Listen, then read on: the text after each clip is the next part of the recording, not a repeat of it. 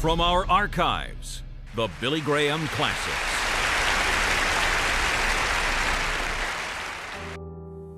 मेरा मैसेज आज बहुत ही संक्षेप होने वाला है और वचन से हम पढ़ेंगे लूका अध्याय 23 और वचन शुरू करेंगे हम 42 से। मुझे याद करना जब तू अपने राज्य में आए। और प्रभु यीशु ने उससे कहा कि मैं तुझसे सच कहता हूं कि आज ही तू मेरे साथ स्वर्ग लोक में होगा। सबसे बड़ी और सबसे ऐतिहासिक घटना जो पूरे इतिहास में घटी है वो है जब प्रभु यीशु को उस क्रूस के ऊपर कुर्बान किया गया। और जब मसीह क्रूस पर कुर्बान हुआ तो बिजली चमकी, आसमान भी रोया, चारों तरफ अंधेरा हो गया।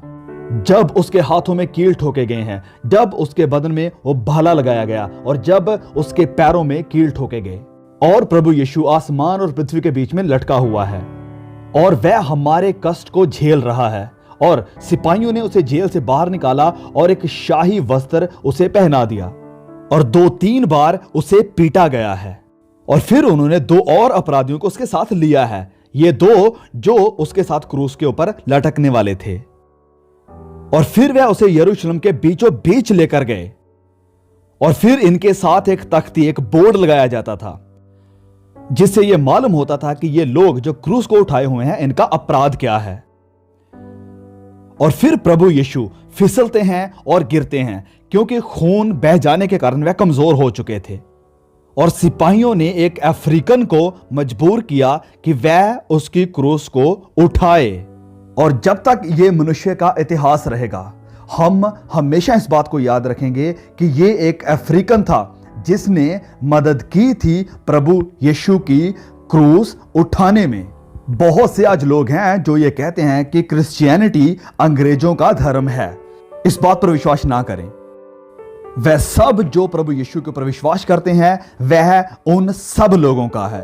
वह धरती के उस कोने से आया जो जुड़ा हुआ था एशिया के साथ, अफ्रीका के साथ और यूरोप के साथ। अफ्रीका के लोगों का भी यीशु उतना ही है जितना वह यूरोप के लोगों का है, और यूरोप के लोगों का भी उतना ही यीशु है जितना वह एशिया के लोगों का है। प्रभु यीशु सबका है, वह सारी दुनिया के लिए आया। और ये अफ्रीकन प्रभु यीशु की मदद करता है उसकी क्रूस को उठाने के लिए। और फिर जब प्रभु यीशु के इस पहाड़ गोलगोथा के ऊपर लेकर आया गया तो सिपाहियों ने अपना काम करना शुरू कर दिया। उन्होंने कील उसके हाथों पर ठोके। ये 2 अपराधी, ये 2 डाकू जो उसके साथ क्रूस पर चढ़ाए गए हैं, वह चिल्ला रहे हैं, वह शोर मचा रहे हैं, बातें कर रहे हैं और रो रहे हैं। लेकिन प्रभु यीशु के साथ ऐसा कुछ भी नहीं है। और फिर इन रोमी सिपाहियों ने पित्त मिलाया हुआ एक दाखरस लिया और इन अपराधियों को देना शुरू किया। इन दोनों ने तो इसे ले लिया, लेकिन उन्होंने जब ऑफर किया यीशु को तो उसने मना कर दिया, क्योंकि वह प्रभु यीशु पी रहा था हमारी जगह पर मौत के इस बहुत ही कड़वे प्याले को। वह हमारी सारी सजा को अपने ऊपर झेल रहा था, यह दिखाते हुए कि परमेश्वर सारी दुनिया से कितना प्यार करते हैं और सारे संसार को माफ करेंगे प्रभु यीशु के द्वारा जो उसने किया। लोग जो वहां देख रहे थे वह हंस रहे थे और मजाक बना रहे थे और कहते थे टॉन्ट मारते हुए, किसने दूसरों को बचाया अब वह अपने आप को भी बचा ले। नीचे आ जाओ, तूने तो बड़े चमत्कार किए हैं, एक चमत्कार और दिखा दो। तूने तो मुर्दा लाजर को जिंदा कर दिया था, एक विधवा के बेटे को भी जिंदा कर दिया था, अब अपने लिए भी ये चमत्कार करो। लेकिन ये सब लोग, इनकी आंखों के ऊपर पर्दा आया हुआ है। वह नहीं जानते हैं कि यीशु की यह कुर्बानी कितनी जरूरी है और पिता ने यह चाहा है कि यीशु ऐसे मरे। और इस कुर्बानी के द्वारा ही है कि सारी दुनिया के लिए अब निजात का रास्ता खुला है। इंसानों के लिए दूसरा कोई और नाम नहीं है जिसके द्वारा हम उद्धार को पा सकते हैं। दूसरा कोई भी रास्ता नहीं है। प्रेरित पौलुस बहुत ही पढ़ा लिखा इंसान था, मसीही इतिहास का बहुत ही ब्रिलियंट और प्रभावशाली व्यक्ति। और ये पौलुस कुरिन्थिया में गया।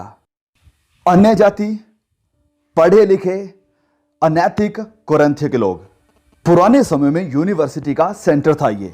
और पौलुस इन कुरिन्थियों से कहता है कि क्योंकि मैंने ठान लिया था कि तुम्हारे बीच यीशु मसीह वरन क्रूस पर चढ़ाए हुए मसीह को छोड़ और किसी बात को ना जानूं। क्यों पौलुस ने ऐसा कहा था? उसने ऐसा इसलिए कहा क्योंकि खुदा ने सारी कायनात के रहस्यों को इस क्रूस में छिपा रखा है। एकमात्र रास्ता जिससे कि यह सारी दुनिया खुदा के साथ मिलाप कर सकती है, वो रास्ता क्रूस का रास्ता है। एकमात्र रास्ता जिससे कि आप स्वर्ग में जा सकते हैं, वो सिर्फ क्रूस का रास्ता है। और अगर खुदावंद यीशु मसीह क्रूस के ऊपर ना गए होते तो आपके गुनाह कभी भी माफ नहीं हो सकते थे, आप स्वर्ग में भी ना जा पाते, और इस दुनिया की मुश्किलों का भी कोई सलूशन ना होता। सिर्फ क्रूस के रास्ते के द्वारा ही हम पिता परमेश्वर के साथ मिलाप कर सकते हैं दोबारा। और इसीलिए यह जरूरी था कि प्रभु यीशु क्रूस के ऊपर लटका रहे, क्योंकि देखिए, इंसान परमेश्वर के खिलाफ विरोध करते आया है। आदम और हवा ने अदन में खुदा का विरोध किया, और तब से लेकर हर इंसान ने खुदा की व्यवस्था को तोड़ा है और उसके खिलाफ गुनाह किया है।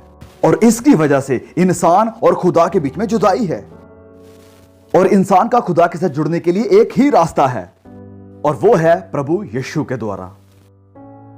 इंसान ने खुदा की व्यवस्था को तोड़ा और वह मौत के लायक है, वह सजा का हकदार था, वह नरक का हकदार था। लेकिन खुदा ने कहा, नहीं, मैं अपने बेटे को भेजूंगा और वह आपकी सजा को, वह आपकी मौत को, वह आपकी नरक को अपने ऊपर लेगा, और आपके हिस्से की मौत वह मरेगा।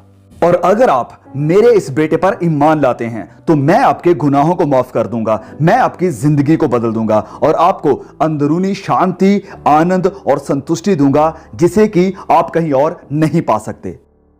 तो प्रभु यीशु उस क्रूस के ऊपर बलिदान हो रहे थे आपके गुनाहों के लिए। हां, आपके गुनाहों के लिए। कुछ लोग ये कहते हैं कि आप अपने मैसेज को रेलेवेंट यानी प्रासंगिक क्यों नहीं बनाते हैं। तो सबसे ज्यादा रेलेवेंट मैसेज आपके लिए आज ये है कि प्रभु यीशु आपके लिए मरा, वह आपकी जगह पर मरा, उसने अपना लहू बहा दिया आपके लिए। और बिना इस अनुभव के कोई भी स्वर्ग में नहीं जा सकता है।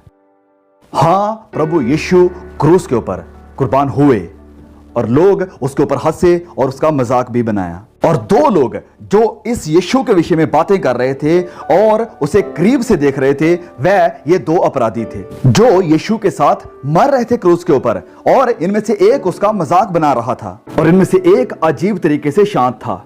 और आखिरकार ये एक जो शांत था मुड़ा और झिड़का इस अपराधी को, इस दूसरे डाकू को, और कहा कि हम तो न्याय अनुसार दंड पा रहे हैं, हम तो इस लायक हैं कि हमें क्रूस दी जाए, लेकिन ये बीच वाला इस लायक नहीं है, ये तो अच्छा इंसान है, वह तो बेटा है खुदा का।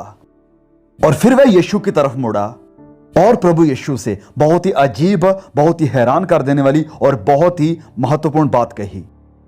उसने कहा, मुझे याद रखना जब तू अपने राज्य में आए, मुझे याद रखना प्रभु। और फिर प्रभु यीशु ने मनुष्य के इतिहास के बहुत ही आश्चर्यजनक, एस्टॉन्डिंग जवाब को दिया। यहां पर स्वर्ग में फरिश्ते भी हैरान हो गए होंगे, हिल गए होंगे इस जवाब को सुनकर। जब उन्होंने सुना प्रभु यीशु के इस जवाब को, प्रभु यीशु ने कहा कि आज ही तू मेरे साथ स्वर्ग लोक में होगा। सोचिए जरा, यहां पर एक पापी है, एक हत्यारा जिसने अपनी जिंदगी में बहुत सारे गुनाह किए हैं और मर रहा है, यीशु की तरफ मुड़ता है जब मौत के मुंह में है और कहता है कि प्रभु मुझे याद करना। उसने यह भी नहीं कहा कि प्रभु मुझे माफ कर दो, उसने यह भी नहीं कहा था कि प्रभु मुझे अपने साथ स्वर्ग में लेकर जाना, उसने यह नहीं कहा कि प्रभु मुझे प्रेफर कर देना। वो बस कहता है कि प्रभु मुझे याद करना। और प्रभु यीशु का जवाब बहुत ही जल्द था। उसने कहा कि आज ही तू मेरे साथ स्वर्ग लोक में होगा। और मैं कहना चाहता हूं आप सबको जो ये कहते हैं कि हम एक पल में नहीं बच सकते हैं, और ये कि आप निजात नहीं पा सकते हैं इस पल में, इस बारिश में, इस मैदान में, और ये कि आपकी जिंदगी आज से बदल नहीं सकती है। पढ़िए आप नए नियम में लोगों को जिनका सामना प्रभु यीशु के साथ हुआ। यहां पर बहुत से ऐसे लोग हैं जो यहां इस बारिश में आए हैं। आपने कभी नहीं सोचा था कि आप प्रभु यीशु से मिलेंगे। आप शायद उत्सुकता के साथ यहां पर आए होंगे, या आपकी बस लेट हो गई होगी, या आप अपने दोस्त के साथ यहां पर आए हैं, या आपने किसी से वादा किया कि मैं आपके साथ चलूंगा, या आप इस कॉलेज में स्टूडेंट होंगे। बहुत से लोग नए नियम में जिन्होंने प्रभु यीशु को रिसीव किया, उन्होंने इसकी प्लानिंग नहीं की थी। उन्होंने कभी नहीं सोचा था कि उनकी जिंदगी इस तरह से बदल जाएगी। ये अपराधी जो क्रूस के ऊपर है, वह बंदी गृह में था। वह जानता था कि उसे क्रूस के ऊपर चढ़ाया जाएगा क्योंकि वह इसके हकदार है। वह नहीं जानता था कि क्रूसिफिक्शन की वह रात आने से पहले उस दिन वह स्वर्गलोक में होगा। वह तो सजा का हकदार था, वह तो नरक के लायक था। मैं एक दिन उस इंसान से जरूर मिलूंगा स्वर्ग में परमेश्वर के अनुग्रह के द्वारा। वह अपने भले कामों के द्वारा नहीं बचाया गया और बपतिस्मा लेने के लिए भी उसके पास टाइम नहीं था। कुछ भी करने के लिए उसके पास टाइम नहीं है, लेकिन वह स्वर्गलोक में है। यह है परमेश्वर का अनुग्रह और उसकी दया। और मैं आपको बताना चाहता हूं कि इंसानी भाषाओं का सबसे महत्वपूर्ण शब्द है माफी। उस दिन प्रभु यीशु ने इसके सारे गुनाहों को माफ कर दिया जो भी इसने किए थे। उसे पूरी तरह से पाक साफ कर दिया और वह अब स्वर्गलोक में है। 3 बातें हैं इस अध्याय के बारे में। सारा सुसमाचार इसमें है। यहां पश्चाताप है। पूरी बाइबल में मौत के समय किया गया यह पश्चाताप है। मैं नहीं जानता कि क्यों इस इंसान ने प्रभु यीशु से यह सवाल किया या यह बात कही। शायद उस दुआ को सुनकर जो प्रभु यीशु ने की कि पिता इन्हें माफ कर क्योंकि ये नहीं जानते कि ये क्या कर रहे हैं, या शायद इस बात को सुनकर जो प्रभु यीशु ने कही यूहन्ना से अपनी मां के बारे में। मैं नहीं जानता कि यह बात क्या थी या क्या है, लेकिन मैं ये जानता हूं कि पवित्र आत्मा ने इसे इस्तेमाल किया इस इंसान को कन्विक्ट, इसे कायल करने के लिए, ताकि वह पश्चाताप करे। और उसने इस बात को कबूल किया कि वह गुनहगार है और उसने अपने गुनाहों से पश्चाताप किया और यह जाना कि उसे प्रभु यीशु की जरूरत है और उसी वक्त उसका उद्धार हुआ। मैं कल्पना कर सकता हूं कि वह दूसरा अपराधी सोचता होगा कि क्या तू प्रचारक बन चुका है? क्या याद नहीं कि कैसे हमने चोरियां की है? क्या तू भूल गया कि कैसे हमने उस इंसान को मारा था? क्या तू भूल गया कि कैसे तूने उस औरत पर अत्याचार किया था? उस लूट को भूल गया? तुझे लगता है कि खुदा तुझे माफ कर देगा? अब तू प्रचारक बन गया है, तुझे माफी नहीं मिलेगी। मैं नहीं जानता कि आपका गुनाह क्या है, मैं नहीं जानता कि गुनाह में आप कितना डूबे हुए हैं या आपने क्या किया है, लेकिन परमेश्वर आपको माफ कर सकते हैं। खुदा आपको धो सकते हैं। प्रभु यीशु आज रात आपको एक नया इंसान बना सकते हैं अगर आप विश्वास उस पर करते हैं तो। हाँ, उसने पश्चाताप किया, लेकिन जो दूसरी बात उसने की वो था विश्वास। पवित्र बाइबल कहती है कि अगर अपने हृदय में यह विश्वास कर लें कि परमेश्वर ने उसे मुर्दों में से जिलाया है तो हम उद्धार पाएंगे। फिर यह वचन हमसे कहता है तुम प्रभु यीशु पर ईमान लाओ और तुम नजात को पाओगे। फिर लिखा है कि जितनों ने उसे ग्रहण किया उसने उन्हें अपने बेटे और बेटियां होने का हक दिया जिन्होंने उसके नाम के ऊपर विश्वास किया। बस पश्चाताप करो और विश्वास करो और फिर तुम्हारा उद्धार होगा। उसने कहा कि प्रभु जब तू अपने राज्य में आए, जैसे कि वह कल्पना कर रहा था खुदा के एक आने वाले राज्य की, और प्रभु यीशु ने उसे कहा आज अभी तेरा उद्धार होगा। आज अभी आप अनंत जिंदगी को पा सकते हैं। आप प्रभु यीशु के ऊपर विश्वास कर सकते हैं आज और अभी। उस डाकू ने किया और उसी दिन वह स्वर्गलोक में गया। प्रिय भाइयों और बहनों, क्योंकि प्रभु यीशु कुर्बान हुआ, क्योंकि वह मुर्दों में से जी उठा, क्योंकि जो उसने किया, खुदा अब मेरे गुनाहों को याद नहीं रखेगा। मैंने बहुत से गुनाह किए हैं अपनी जिंदगी में, और अगर मैंने सिर्फ एक ही गुनाह किया होता अपनी सारी जिंदगी में तो यह काफी है कि मैं न्याय के सिंहासन के सामने जाऊं और सदा की सजा पाऊं। क्योंकि अगर मैं सारी व्यवस्था को मानकर एक में भी चूक जाऊं तो मैं सारी व्यवस्था का दोषी हूं। लेकिन परमेश्वर मेरे गुनाहों का लेखा नहीं करता है। उसने माफ कर दिया है वह सारे गुनाह जो मैंने किए थे। उसने मेरे सारे गुनाहों को भुला दिया है। वह अकेला ही है सारी कायनात में जो गुनाहों की माफी दे सकता है। गुनाहों की माफी उसी के पास है। क्या आपने गुनाहों से माफी पाई है? क्या आपने अपने गुनाहों को प्रभु यीशु के कदमों में लाकर रख दिया है? क्या रात है अपनी जिंदगी यीशु को देने के लिए? ऐसा समय शायद आपके पास फिर कभी ना आए। पवित्र वचन में लिखा है नीति वचन 28:14 में कि जो अपना मन कठोर कर लेता है वह विपत्ति में पड़ता है। अब 2 घंटे से यहां इस बारिश में बैठे हुए हैं। बहुत से लोग आप में से पूरी तरह से भीग चुके हैं। आप यहां बैठे रहे हैं क्योंकि आप चाहते हैं कि आपके गुनाह माफ हो जाएं, और कुछ लोग प्रार्थना कर रहे हैं अपने दोस्तों के लिए जिन्हें प्रभु यीशु की जरूरत है। और ये पल, ये घड़ी आपके लिए है जो कि शायद फिर कभी ना आए। और मैं आपसे कहने जा रहा हूं कि आप वो करें जो मैंने देखा है लोगों को लंदन में करते हुए।